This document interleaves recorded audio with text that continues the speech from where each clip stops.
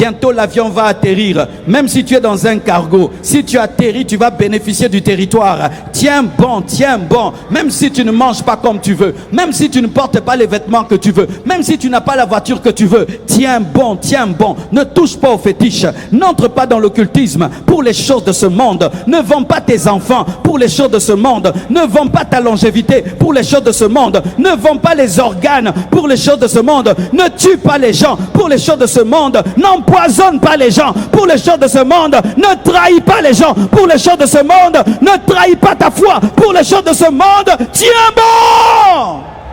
Et cet homme est à côté de Paul, année après année, il a servi, il a vu de miracles, il a même fait des miracles, il a enseigné, il a bénéficié de cette gloire, de cette onction. Mais un jour, Paul dit que Démas m'a abandonné. J'ai vu des papas venir dans cette église, c'était des jeunes, Dieu les a donné de l'argent, Dieu les a bénis, ils ont pris une deuxième femme, une troisième femme, tu prêches, ils sont fâchés. Frère, comment toi tu peux être fâché que moi je te prêche contre ta deuxième femme? Tu voulais que je t'acclame? Mais ta frère, nako buko kaka. Jangobo sugaka musika boy okoyana yete. Oh, c'est terrible des choses que vous faites, hein. Tu sais comment je prêche la sainteté. Tu as maintenant une autre femme et puis tu viens me chercher avec ton autre femme. Maintenant qu'on parle de quoi là? Que je la reçoive en tant que ton impudique ou ta femme. Et quoi? Maintenant, vous voulez qu'on puisse changer la parole pour vous plaire. Et c'est ça l'esprit de Démas. Et quand la parole, dimanche après dimanche, on tape adultère, tu ne viens plus à l'église. Tu veux qu'on corrige la Bible pour toi? Démas, c'est quand tu ne supportes plus la vérité. Quand tu viens à l'église, tu veux qu'on prêche la bénédiction, l'élévation, tu es à l'aise. Si on commence à toucher ton caractère, toucher tes péchés, tu n'aimes plus, tu commences à devenir Démas. Et puis un jour, Satan te dira, tu vas encore aller à l'église pour faire quoi? Pour qu'on te culpabilise comme ça. Tu sais déjà qui c'est qui va dire, n'y va pas. Démas, tu commences à être étouffé. Qu'est-ce qui t'étouffe? Peut-être que tu es encore debout, mais il y a déjà le nœud sur ton cou. Peut-être que tu respires encore, mais tu ne respires plus comme avant. Cette montre, par exemple, elle peut te dire combien de pourcentage d'oxygène tu as dans le sang. Ça peut te dire 97, ça peut te dire 98, mais tu peux avoir 50, mais il y a toujours de l'oxygène. Mais tu es en train d'aller vers la mort, tu as de l'oxygène, mais tu n'es plus oxygéné comme avant. Est-ce que tu es toujours autant à l'aise dans la prière comme avant? Est-ce que tu es toujours autant à l'aise dans la sainteté comme avant? Est-ce que tu es toujours autant à l'aise de dire que tu es chrétien comme avant? Est-ce que tu es toujours autant à l'aise à l'église comme avant? Est-ce que tu respires? Le grand Démas a abandonné. Le grand Démas a quitté le chemin pour le siècle présent. Il abandonne le futur pour le présent. Il abandonne ce que Dieu donnera pour ce que le monde donne. Dieu n'est pas contre les richesses de ce monde, mais Dieu est contre l'attachement aux richesses de ce monde.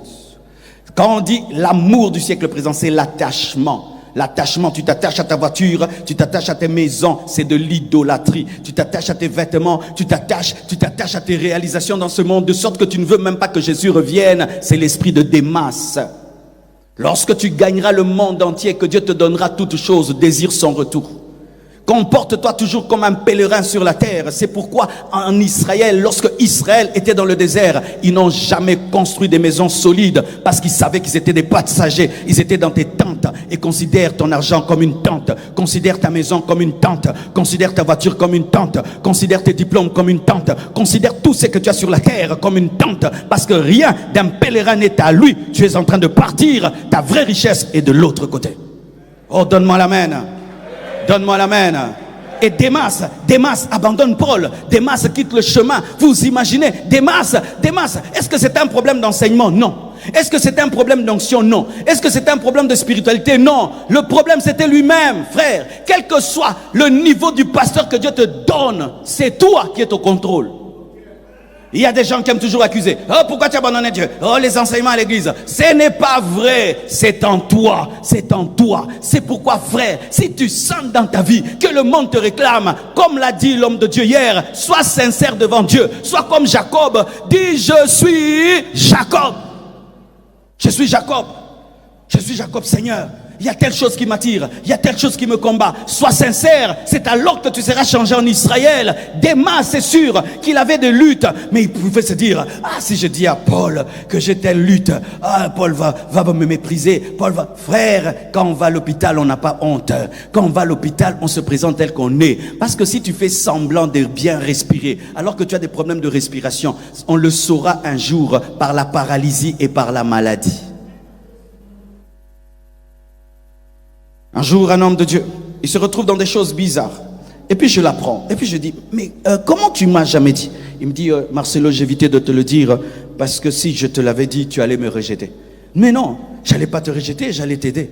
Et là d'ailleurs, j'aimerais dire, cher papa, si tu as des problèmes de péché, il faut venir me voir. Hein.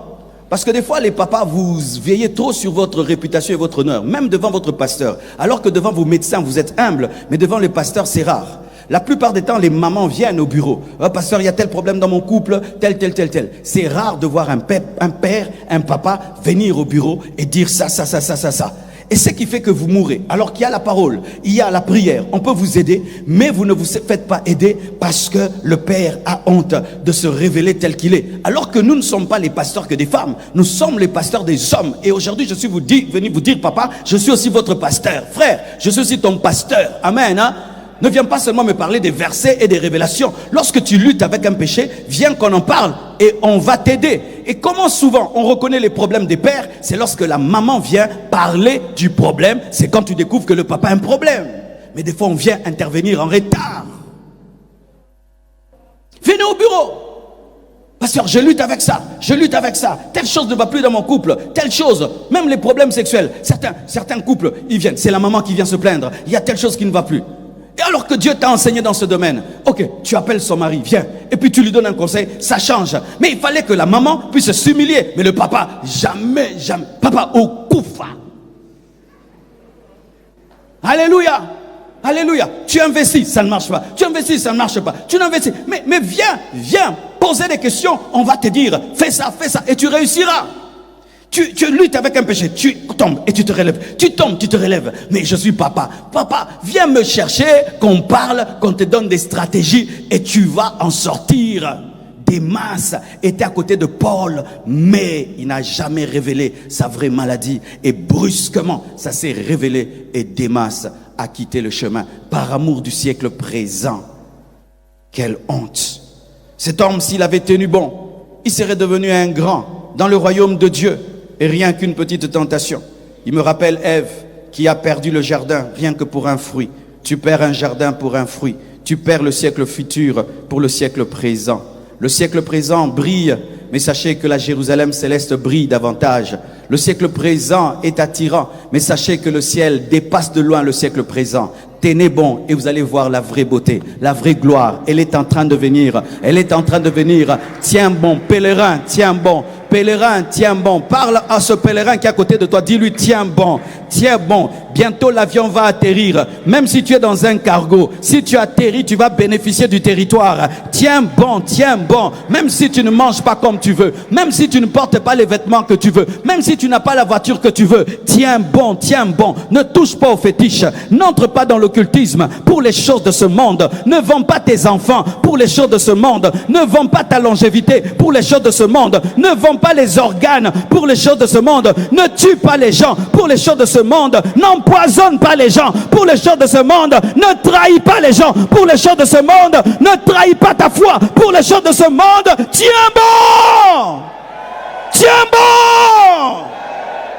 bon. Oh Jésus.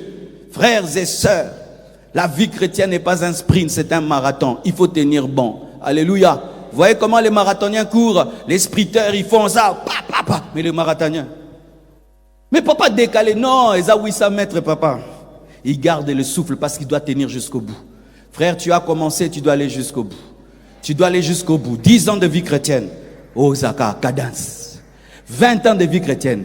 Cadence. 40 ans. Cadence. Et lorsque tu vois la ligne d'arrivée, alors tu commences à décupler. Et Dieu pourra te permettre de dire bientôt, bientôt je vais te prendre. Bientôt, c'est quand certains disent à Dieu, donne-moi le temps de finir. Et puis je finis, frère, mais tiens bon, c'est un marathon. Tu dois avoir le souffle, tu dois avoir le souffle. Garde le souffle, garde la cadence. Qu'il pleuve, qu'il neige, tu continues. Les choses vont bien, ne vont pas bien, tu continues. Dieu donne des enfants, il ne donne pas, tu continues. Tu as un bon boulot ou pas, tu continues. Frère, tenez bon. Tenez bon, tenez bon, tenez bon. Que rien ne vous vole votre respiration. Une fois que le marathonien perd sa respiration, sa course s'arrête. Oh Seigneur Jésus. Alors que j'étais en train de préparer ce message, Dieu m'a donné une image et je vais la donner d'ici là. Mais quand j'ai pensé à toute cette pression que le siècle présent met sur les hommes et met sur les chrétiens, je me dis, Seigneur, mais comment on peut en sortir? Et il m'a parlé de sa grâce. Dites la grâce. Tite 2, versets 11 à 14, la Bible dit, car la grâce de Dieu, source de salut pour tous les hommes, a été manifestée. Elle nous enseigne à renoncer à l'impiété et aux convoitises mondaines, à vivre dans le siècle présent, selon la sagesse, la justice et la piété. Frère, pour tenir dans ce siècle présent, ce n'est pas d'abord la discipline. Je connais des gens disciplinés qui ont craqué. Pour tenir dans ce siècle présent, il faut la grâce en Jésus-Christ. Je connais des hommes qui font de leur mieux pour résister, protéger la famille, être des bons maris. Tu sens vraiment qu'il fait de son mieux. Mais comme il le fait dans la chair, il craque. La grâce de Dieu. Dis à Dieu, fais ma grâce d'être un bon mari, d'être un bon père, d'être un bon chrétien en ce temps de la fin. Que ta grâce me donne la sagesse et la capacité de vivre dans la justice et la piété. La grâce en Jésus. Sans la grâce de Dieu, je serais déjà étouffé depuis longtemps. Et même si je tiens, je suis surpris, car la grâce t'aide à faire ce que tu ne pouvais pas faire. Tu as besoin de la grâce. Tu dois t'approcher de Jésus qui donne la grâce. Et tu dois recevoir la force que donne la grâce par le Saint-Esprit. Ce n'est ni par force ni par puissance que tu peux résister face au siècle présent. Le siècle présent est plus fort que toi. La pression du siècle présent est plus forte que toi. Et si tu veux lutter contre l'asphyxie dans la chair, tu vas craquer. Tu pourras tenir pendant un mois et un jour tu arrêtes. C'est qu'on voit quelqu'un pendant un temps, il est discipliné. Un jour il craque parce que c'était dans sa force. Il te faut Jésus. Et s'il y a un homme ici, une femme ici, qui résiste contre la pression du siècle présent, par sa propre volonté, je t'annonce déjà que tu vas échouer. Invite Jésus-Christ dans ta vie, qu'il devienne ton Seigneur et ton Sauveur. Invite le Saint-Esprit dans ton combat et dans ta guerre. Et ainsi ta guerre ne sera plus ta guerre et sera sa guerre. Et tu vivras une vie très profonde mais par grâce, très intense mais par grâce, très sainte par grâce. Pendant que les autres sont en train de tomber, toi tu resteras debout. Mais ce n'est pas que tu fais des efforts extraordinaires, tu es tenu par une grâce extraordinaire. Il te faut la grâce, il te faut la grâce, il te faut la grâce. Je dis il te faut la grâce, il te faut la grâce, il te faut la grâce, il te faut la grâce, il te faut la grâce. Ceux qui sont debout ne sont pas meilleurs que toi, ils sont graciés, ils sont graciés, ils sont graciés, ils sont graciés. Quand est-ce que tu craqueras? Lorsque tu vas te séparer de la grâce et dire je vais contrôler ma maison. Frère, ce n'est pas facile. Par exemple, je donne mon exemple. Je veux parler par exemple de cette journée. Je me réveille à 5 heures, 4 heures. Parce que je dois me lever avant que le bébé ne se réveille. Comme il m'aime beaucoup, s'il me voit prier, il vient déranger ma prière. Donc je dois me lever avant lui. Et je dois lire, je dois préparer les messages, je dois étudier. Mais à 6h30, je dois arrêter. Pourquoi? Il faudrait que je prie avec les enfants qui doivent aller à l'école. Et ils ne vont pas au même moment. Ils ont 3 écoles différentes. Chaque enfant a son école. Et donc, chacun part à son tour. Mais les 2, Oracle et Choukrani, et Chifra vont ensemble parce que c'est le même trajet. Mais Choukrani après. Alors, je prie d'abord avec Chifra. Et je prie avec Oracle. Et puis, je prie avec Choukrani. Je fais 3 cultes le matin, mais avec chaque enfant. Lorsqu'ils partent, maintenant, je dois avoir des temps de communion avec bébé. et avec Blanche. Et je dois lui donner le temps. Mais je sais que je dois prêcher à la convention. Maintenant, je dois avoir la force de la convention. Je dois avoir la prédication de la convention. Et puis maintenant, je dois me retirer en prière pendant 3 heures, 4 heures du temps pour avoir l'onction pour prêcher. Quand j'ai fini de prêcher, je viens ici, je prêche. Et puis toi, tu m'attends. Je dois t'écouter. Tes problèmes, je t'écoute. Et puis je prends mon long embouteillage de 2 heures du temps. J'arrive à la maison. Je suis KO, mais le petit là m'attend. Il veut jouer avec papa. Je ne vais pas lui dire que petit, j'ai beaucoup prêché, j'ai reçu beaucoup de gens. Je dois déclencher une nouvelle force de Superman. Encore porter bébé. Et la femme aussi a besoin de toi. Et puis, Dieu aussi a encore besoin de moi. Je m'en vais pas.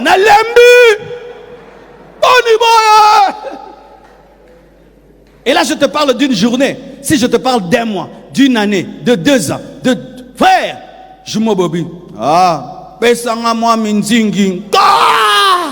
Omelidi boni boye. Yes, voisin, kolangwate. Dis à ton voisin, kolangwate. Oui, c'est pourquoi beaucoup d'hommes sont dans l'ivrognerie.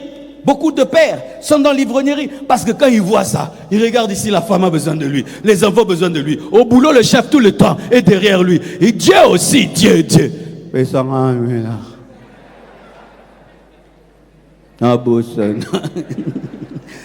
Message que quand tu vas boire, tu vas oublier pendant un temps. Mais après, l'alcool n'est pas éternel. Tu vas te retrouver nu comme Papa Noé. Et tu vas encore maudire les enfants. J'ai vu des pères pleurer. Ils voient comment le siècle présent le dérange. Et qui doit tout bien faire. Et tout est exigeant. Tu sens, il pleure comme un enfant. Ne craque pas. Implore la grâce. Si tu es un père, tu as un père. Il y a un père au-dessus du père que tu es.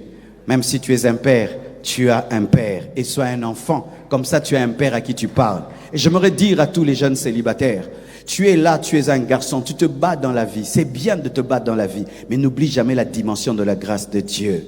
Ou toi, tout ce que tu fais, c'est toi qui te bats. Fais très attention, tu risques de craquer. C'est quand les gens craquent, ils touchent à l'occultisme, à la magie, parce qu'il a besoin des démons. Tu n'as pas besoin des démons, tu as besoin du Saint-Esprit. Tu n'as pas besoin de voler, tu as besoin du Saint-Esprit. Tu n'as pas besoin de fétiche, tu as besoin du Saint-Esprit. Tu as besoin du Saint-Esprit.